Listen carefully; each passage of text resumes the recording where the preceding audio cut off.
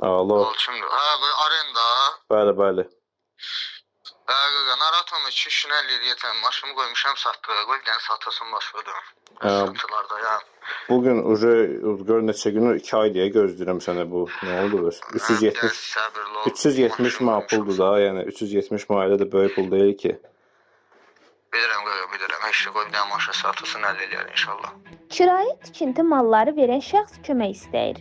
Niftullayev Ağaşirin Qubadoğlu redaksiyamıza müraciət edərək iddia edir ki, iş adamı Mirzəliyev Elvin Anaroğlu kirayə götürdüyü mallara görə ona 630 manat borclu olub. Borcundan 260 manat verib.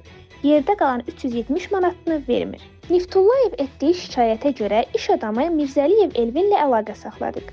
Elvin Mirzəliyev edilən iddialara görə bildirir ki, Ağaşirin Niftullayev ona göndərdiyi tikinti malları yararsız vəziyyətdə olub və bazar qiymətindən baha qiymətli kirayə verib.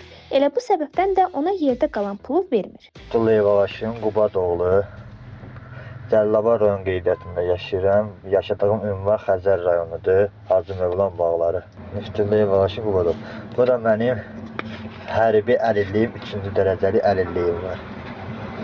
Mən arendaya tikinti üçün mal verdiyim adam şəxs Elvin şirkətli adam deyirlər. Mən şirkət bilmirəm. Məndən mal götürüb, stayaklar götürüb, xeynən mal götürüb. 630 manat pul olduğuna görə verib 370 manat qalıb.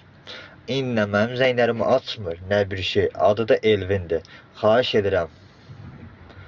Bu maddi duruma görə mənə dəstək olun, köməkli eləyirsiniz. Kasıb uşağım, işləmirəm.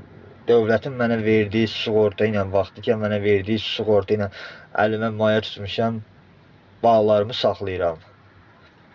O da mənim 370 manatımı kəsib vermir.